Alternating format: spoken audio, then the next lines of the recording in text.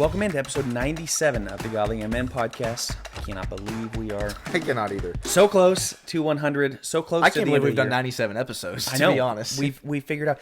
We were talking the other day about how do these guys do the podcasts that just go on and on and on. And episode 1300 and it's like, because they interview people and there's always new stuff and we interview each other, I suppose, to a certain degree, but like we're coming up with topics. So please send in the topics if there are things that are interested. We still have several in the tank that we have coming later, but we always want to add more. If there's something that you want us to cover at some point, let us know. I think we're going to be cruising at least through episode 100 and beyond, just with easy topics that we have. We got to sit down and come up with some more, but we would love your input on what you think might be important. But when it comes to this episode, this is something that is on guys' mind a lot, I think, the idea of love. And especially as you grow and mature, you start to think about love from multiple different perspectives, right? You're thinking about love, sexual love. Obviously, that grows as you mature and into adolescence and beyond. But then the love for your family and the love, a more mature love for your girlfriend, significant other, partner, hopefully wife, right, as you grow into that. So it's on your mind a lot. It's also one of the most important concepts for a young man to learn. It is, if you don't know how to love, if you don't know how to be loved, if you don't know how to love, that kind of is the underpinning of all of life, is the love of God and love for one another and love for family and for wife and country and all sorts of things. Love is key, and so we wanted to devote an entire episode, especially on the episode on the heels of the last one about the 4 must-haves for marriage. Okay, let's say you do have those things, you're pursuing it. Now we want to talk about love as a choice and not as an emotion. And I put on here the most important concepts because if you can understand this concept of love being a choice rather than an emotion, your marriage will go a whole lot smoother. There will be things that will come up as we'll get into this episode, but we have to understand this as young men.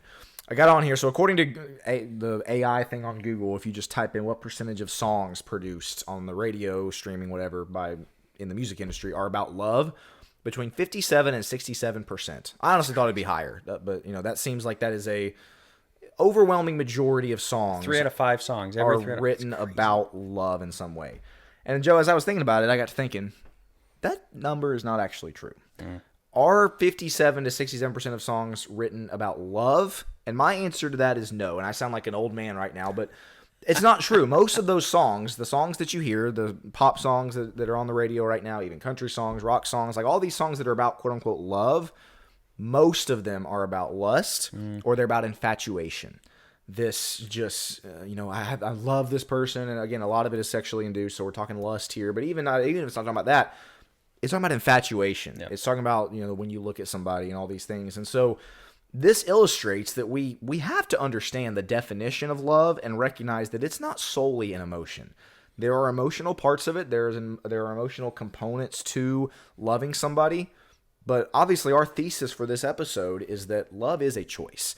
Love is not just solely an emotion. And again, the music industry, as I've talked about before, the movies industry, shows and things, they depict love more as just got swept off their feet, and it's an emotion and falling in love. We'll talk about feeling. We'll talk about this feeling that can just losing feelings. You'll hear a lot is kind of the reason why a couple or a boyfriend or girlfriend broke up. And it's like we need to understand it is a choice. True love is a choice and not an emotion. And what is commonly spewed or displayed as love by Hollywood and the music industry is often not love. It's just not. It's infatuation, lust, or something of the like. Yeah, absolutely. So what we wanted to get into is why viewing love in emotional terms is problematic. And Will has done a great job on this outline. There are 5 keys that he came up with.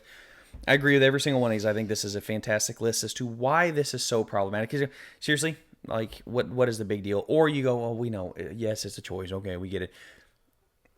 Please take this seriously as we talk about why it's problematic to even think in those terms.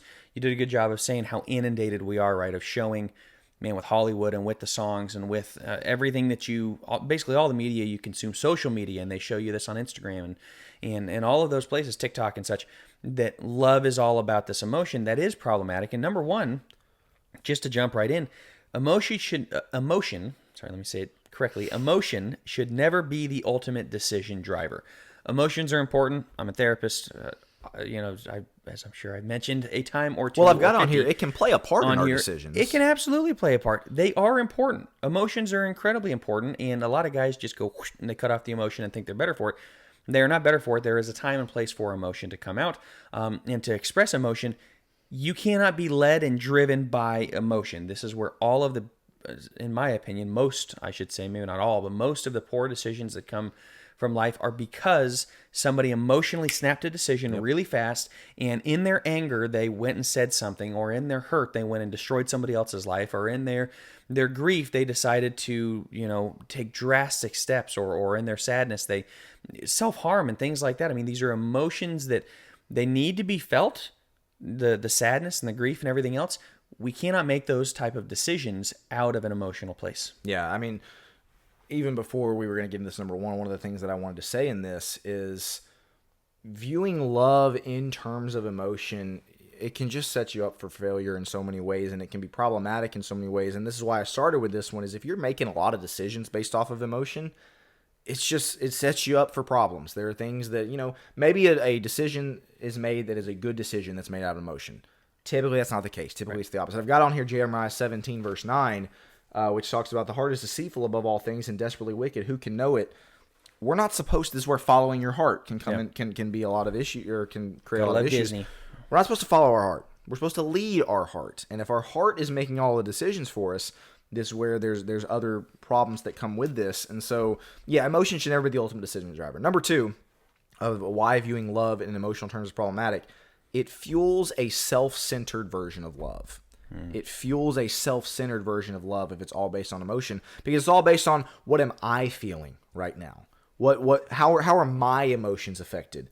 If you're viewing love through those terms of me, myself, I, how does it make me feel, my own personal lenses, that's a problem. That is an enormous problem. And again, you guys have heard marriage, maybe sermons or podcasts or read books or whatever, where like I think we theoretically and conceptually know that marriage is not about viewing things through your own lens, but specifically when it comes to viewing love in emotional terms, I don't think we think about that quite as much. Of that, emotion is almost always your own perspective. And anytime you're viewing your marriage through only your eyes and your emotions and how it makes you feel, it's just an unhealthy version of love. Again, all the songs on the radio are about your emotions, not the other person's emotions, yours. And that I see that as a big problem. And your emotions change. They will change, and they will create a roller coaster. And what you see in marriages where it goes wrong is when somebody does have this as an option, or as their view of love, their relationship is a roller coaster, because they love him today and don't like him as much tomorrow. And then the next day they kind of go over here, and then they go over here and they're really mad at him, but then they love bomb him. And stop letting the love for your significant other, if it's a spouse especially, but even for your girlfriend, whatever it may be, stop letting that be the emotional driver where, yeah, I'm all in today and super infatuated and everything's about her, and then I pull back because I'm getting too close and everything else. It is very selfish. You are yo-yoing the other person. They didn't decide to get on your roller coaster of love because you're letting it go up and down with your emotions. Love is stable. Love is, we're going to get into 1 Corinthians 13. There is a stability to love when it is a choice rather than just an emotion. You can be, you know what? I don't like that action, and I don't like the way the person treated me, but because I love them, I'm not going down into the dumps and letting them ride that roller coaster like, now I'm really mad at you. No. My love dictates that I'm going to stay with you and we're going to work through this because I choose to love you in that way. The self-centered version of love is just having the other person ride on your roller coaster because it's whatever emotional state you're in today. Like you said, how are my emotions affected? It's very important in these first two, not letting it drive your decisions and not letting it be a self-centered focus where it's all about you. Number three, though, this is a key one. It opens the door for adultery, and I don't think we have to explain all that much for you to see how that is, because what if you no longer feel love toward your spouse? If you don't feel it, if it's all in a feeling, if it's all this like infatuation and, oh man, my heart is just fluttering internally and that's great.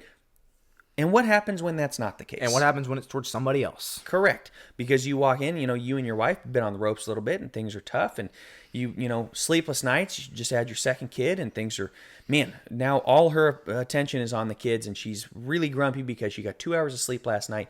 And then she's dealing with a grumpy toddler all day while she's dealing with the newborn. And you come home, it's like, great, man, this stinks. And then you go to work, and the woman who doesn't have any kids, who has nothing, you only see her at her best. Correct. You only see her makeup and at her best and looking good and clothes are pressed, and it's, man, she starts hitting on you. It's like, wow, that feels really good. Yeah, it feels good. Feels and is the we're key, going yeah. off of the feeling, right? It feels like, wow, she loves me, and my wife doesn't. My wife never gets dressed up anymore. She's just, a slob who takes care of kids all day. Like, absolutely not. Absolutely not. Love is the choice of, like, my wife has chosen to have kids with me. She's chosen to get up in the middle of the night with our kids to help me so I can go to work the next day. Love is that choice where we say, I choose to love this woman because she's choosing to love me. And even if I'm not feeling my heart flutter the way I am when this woman compliments me, if the feeling is the key, yes, it can absolutely lead toward adultery. And even if it doesn't, it can lead toward emotional affairs or adultery in the mind, where it's like you think about and fantasize about this woman, even if it never acts out, because it's like, wow, she's giving me what I want, because you are focusing on the feeling and not on the action. The only other thing I put on here is it leads you to self kind of justify it. You're flirting maybe you're flirting a little bit. You haven't done anything, but you're flirting a little bit, and it's like, well, I'm not, my feelings are leading me this way. I'm not feeling this from my wife. And so maybe you never even cross the line and commit adultery, but emotionally you do, and mentally you do. And it leads to a level of self-justification that, once again, your heart is leading you. Your head is not, logic is not, your heart is leading you, and that's a problem. Number 4, kind of along the same lines, why viewing love in emotional terms is problematic, it leaves divorce as an option.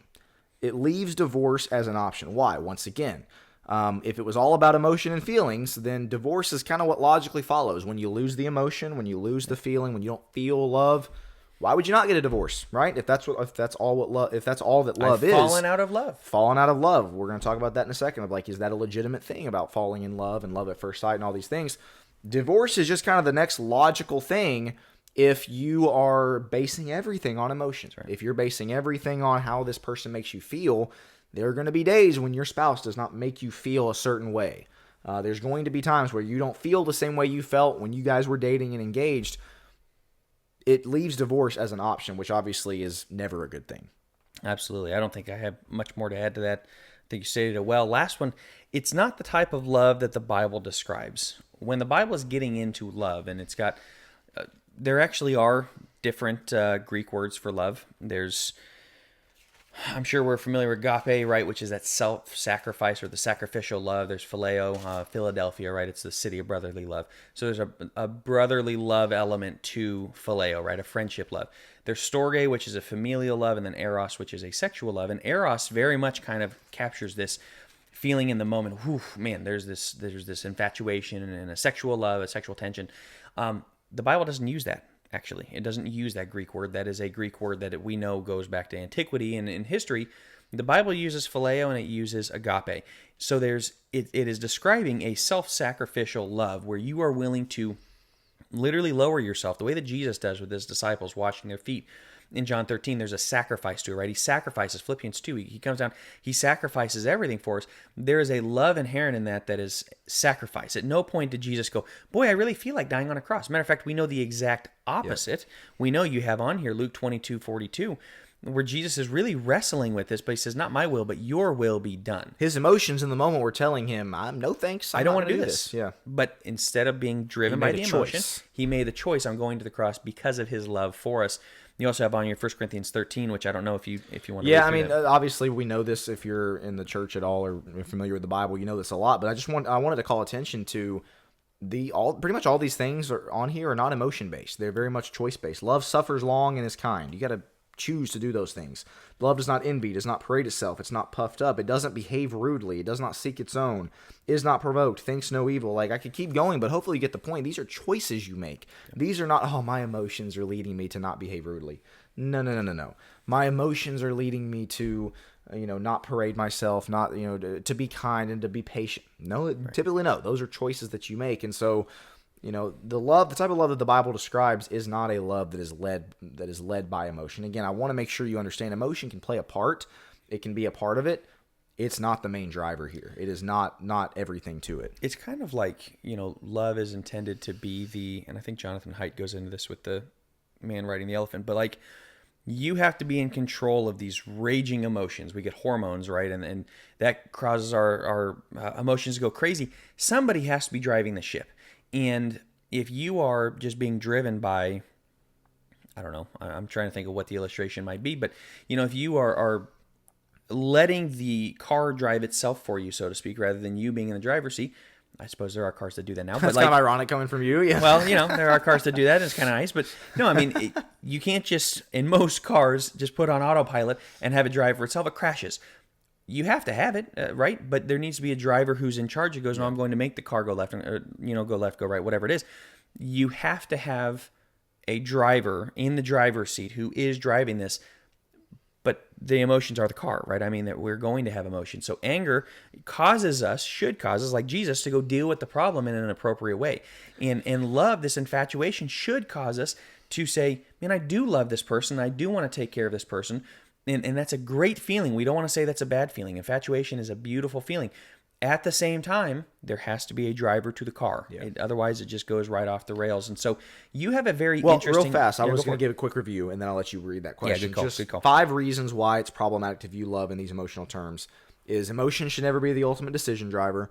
It fuels a self-centered version of love. It opens the door for adultery. It leaves divorce as an option, and it's not the love the Bible describes. It's funny. I was listening to Joe actually preach a wedding, and he did a great job. And he mentioned this, in fact, the idea that love is not a emotion, but it's a choice. And as I was sitting there, listening to the wedding, and it was very beautiful, I was thinking that'd make a great episode. So I grabbed my phone real fast, probably pretty rude, but I typed it out just so I wouldn't forget it. Wow. As I was putting the outline together, I was like, what is that? I've heard that, of course, that love is not an emotion.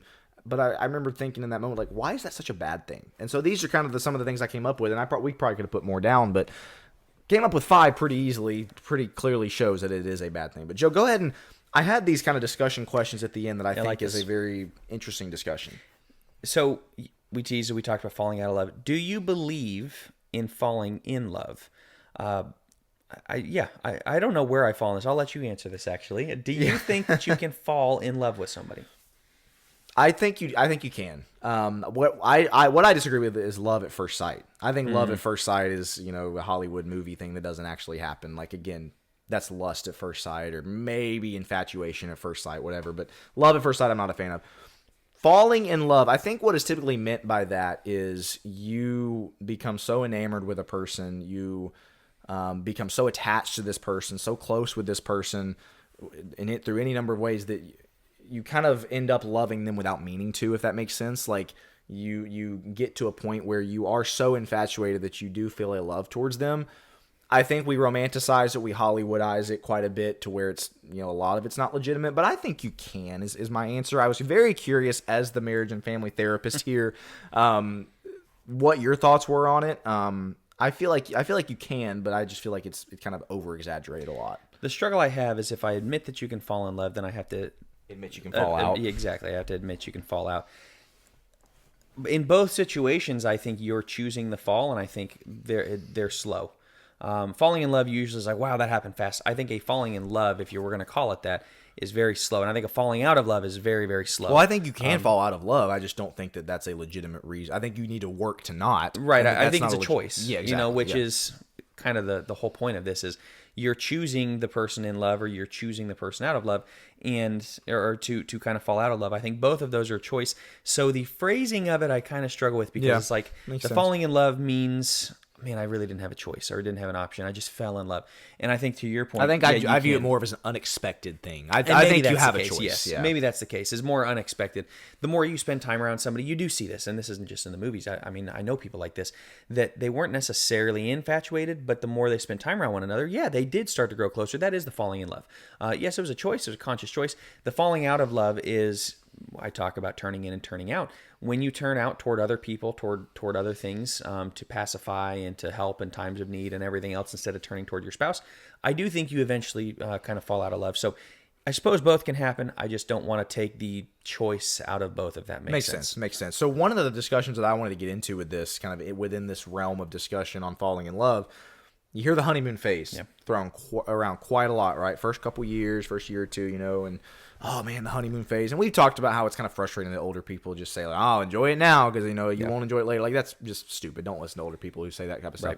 But I do think there is something that is somewhat legitimate to the honeymoon phase in the sense of you obviously don't have kids yet, hopefully, if you're a Christian. And so a little bit more time to yourself. Obviously, you're getting to know each other sexually when you didn't before. And so there's that excitement, and there's just your new life with your wife or with your spouse, and if you're a girl, wife to husband. And so that part is, I think, kind of inevitable. And then you also have the infatuation stage, whether that be an engagement or dating. What are your thoughts on kind of how we can get that to not... Me and my wife we talk to each other a lot about the idea that we don't ever want the honeymoon phase to end. Yeah. And I think it's tough because there's a balance between, okay, the actual literal honeymoon phase is inevitably going to end. Right. Again, like we have 2 kids now with another one on the way, full time, work a ton, full time. Like it is not necessarily a honeymoon phase anymore. But what we mean when we say that is we don't want to ever reach the point of like where our marriage feels stale, where it feels like we're just going through the motions, where like we do still light up when the other person walks in the room. Yeah. We do still really look forward to the time butterflies from time. Yeah, exactly. And so I guess I wanted your thoughts on how do we kind of keep that going, the infatuation, the honeymoon phase, I don't know. What are your thoughts on this whole thing? I think the answer's in the question. You guys talk about it a lot. I really think that's the answer. Let's keep it going. If you talk about that consistently, chances are you're going... It's kind of like, the person that goes, man, am I right with God? If you're asking that question, you're probably self-aware enough to be right with God. Most of the time. You guys talking about that and saying we want to work on this. Well, what were you doing? I have 2 thoughts. First off, what were you doing at the beginning? Spending a lot of time together, talking a lot. Yeah. Correct. Yeah. Everything was new. That's great. Find new things. It doesn't always have to be endless novelty. Part of the joy of marriage is it's not new anymore, and you get to enjoy each other as you know each other and all these areas. Develop routines and whatnot. But yeah, getting to know the other person. Always date your wife, right? Always date your spouse. Like, get to know them all the more. I'm still learning things about my wife, and will be for the next 50 years, even though we just celebrated 8 years. It's great, but there's every single day there. It seems like there's a new way of learning how she thinks. So I think that's number one is keep doing that. Number 2 thing of keeping going in your marriage. Now I'm blanking on. I had another thought and I'm blanking on it. So I may get your ideas on it, but yeah, I just think you asking that question of how to keep it going is kind of the key to this. I guess the way I would describe it while you're thinking is the honeymoon phase when you first get married naturally happens. Yeah. After a couple of years, you have to intentionally keep the honeymoon phase going. Like it takes some effort. It takes some work. When you get home from work and you're just honestly would probably rather sit in front of a TV, you're just kind of, mentally veg. That's when you say, I need to talk to my wife. I haven't talked to her all day. Yeah. I'd love to sit down and talk with her for a while and share your, how your day went or whatever it is. Like, that's where the effort comes in. You kind of don't have to put in the effort early on in marriage with the honeymoon phase. It just kind of naturally happens, if that makes sense. Did you? It did. Okay, getting back to you. Don't stop dreaming. Set goals together. Dream together. The biggest issue, talked about it before, logistical marriages. You get these people that are just in logistical marriages. Did you pick up this from the store? Did you pick up? They talk a lot, but it's all about exactly the next thing. Yeah. And don't forget, we have this on Wednesday night at church. Okay, yep, sure. And then you go to bed. And you don't really talk about life. You don't talk about goals as a family. You don't talk about the exciting things that you want to do, the next vacation and the dreaming and what's retirement going to be like and what do we want for our kids. And we're going to read these books together and we're going to discuss these options and we're going to do this workout plan together and see who we can, if we can challenge each other on weight loss. And I mean, those are the things that keep it fun.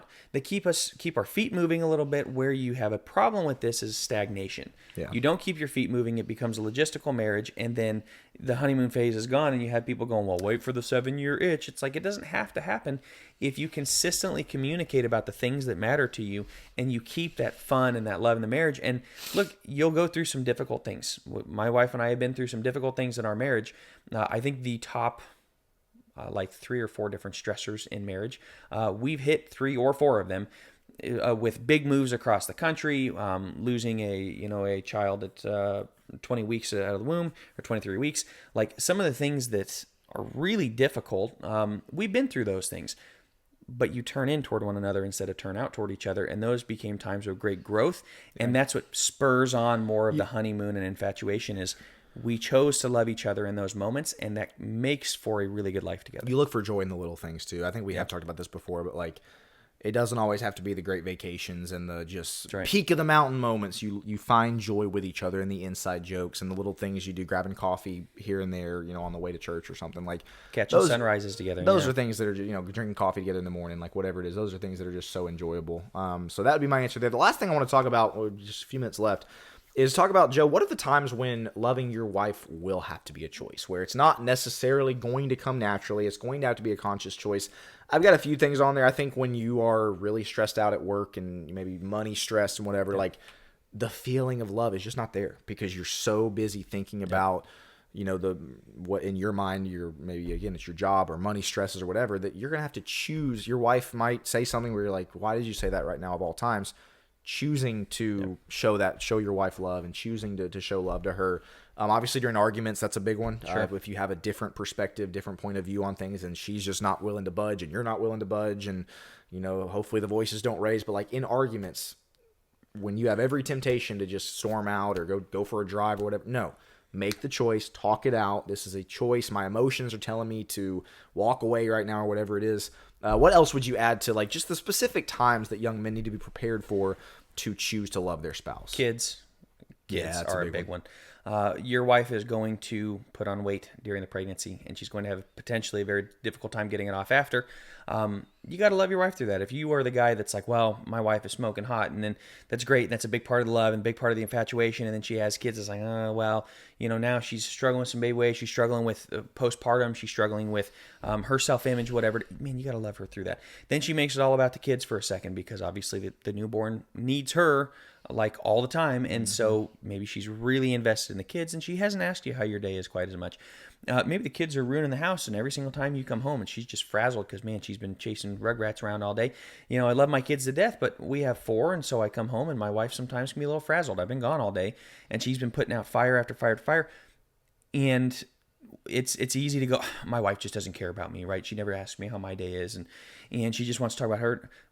Love your wife through that. Love your wife through the difficulties of childbearing and the difficulties of maybe her putting all the eggs in the basket of the kid. I think kids are one of the toughest times, one of the toughest tests on marriage to see, did you love each other when times were good? Because they demand a lot of your vacations, right? Or do you love her in the day-to-day? Yeah. Sorry, I didn't mean no, to interrupt. you're all good. They just demand so much of your attention. I think that's what I would ultimately chalk this up to, is when life is not super duper easy. Yeah. When you are dating and engaged and, again, married without kids, like, I don't mean to belittle anybody. Like, your life's not that hard. Like, maybe you have some money stresses. I guess I should put that as a qualifier. But, like, other than that, like, you're just all about the other person, going out and going out to the movies and going out to eat, and we're going to sit at home and binge watch 2 or 3 episodes. And, like, there's a time and place for that within your marriage when you first. But, like, that's not what life is all about. I've said before, like, the reason why vacations are so fun is because you can't go on vacation all the time, and that's what makes vacation so special. And so in the same way, like, you're going to have to choose to love your wife whenever life is just not going as smoothly as you would like it. And that's what makes the good times so great, is because you've chosen to love her when she was deathly sick, not literally deathly, but like really, really sick, and you had to carry a little bit more of the weight with the kids, or as Joe's talking about, when the kids are like really inhibiting your sex life or whatever it is, like you've chosen to love her through that.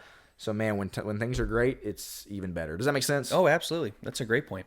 I was thinking as you were talking, and then we can wrap up. Yeah. Enjoy every phase. The infatuation phase at the very beginning of the relationship is a phase for a reason. It's a lot of fun. Yeah. God designed the dopamine rushes and everything else. When you touch her hand, it's like, whoa, man, fireworks. That's the way it's designed. That's a really good thing. Don't push it too far. No premarital sex. Go watch our episode on that. I mean, that's important, right? Read the Bible on that before you watch our episode, I guess. But that's important not to, but enjoy that time. And then the honeymoon phase. Enjoy the honeymoon phase. Yes, try to extend it. Try to keep that love and that passion and everything alive.